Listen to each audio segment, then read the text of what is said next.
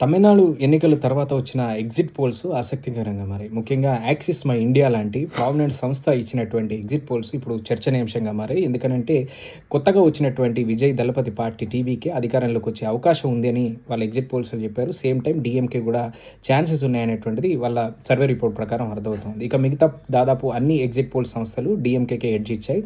ఇక్కడ పాయింట్ ఏంటంటే తమిళనాడులో డీఎంకే గెలిచినా, లేదనంటే టీవీకే గెలిచినా ఈసారి ఒక మైల్ స్టోన్ అయితే చేరబోతున్నారని చెప్పుకోవచ్చు. కారణం తమిళనాడులో వరుసగా రెండోసారి అధికారంలోకి రావడం అనేది అంత ఈజీ ఏం కాదు. కరుణానిధి డీఎంకేకి నాయకత్వం వహించినటువంటి సమయంలో 1967, ఆ తర్వాత 1971లో వరుసగా రెండోసారి అధికారంలోకి వచ్చారు. ఆ తర్వాత 1977, 81, 84లో అప్పుడు ఎంజీఆర్ సంచలనంగా మారి మూడోసారి ఆయన సీఎంగా మారారు. ఒక స్టేబుల్ లీడర్‌గా ఎదిగారు. ఇక ఆ తరువాత చాలా ఏళ్ల తర్వాత ఏఐడీఎంకేకి నాయకత్వం వహించిన జయలలిత 2011, 2016లో ఆమె 2 సార్లు అధికారాన్ని చేజిక్కించుకున్నారు. అలాంటి నాయకత్వ పటిమ ఉన్నటువంటి నాయకులు తమిళనాట మాయమైన తర్వాత ఇప్పుడు స్టాలిన్ గనక రెండోసారి అధికారంలోకి తన డీఎంకే పార్టీని తెచ్చుకుంటే కరుణానిధి నాయకత్వాన్ని, తన వారసత్వాన్ని లెగసీగా తీసుకువెళ్తున్నటువంటి నాయకుడిగా స్టాలిన్ మరొక మైల్ స్టోన్ అయితే ఆయన చేరుకోబోతూ ఉన్నారు. ఒకవేళ టీవీకే గనక అధికారంలోకి వస్తే కొత్తగా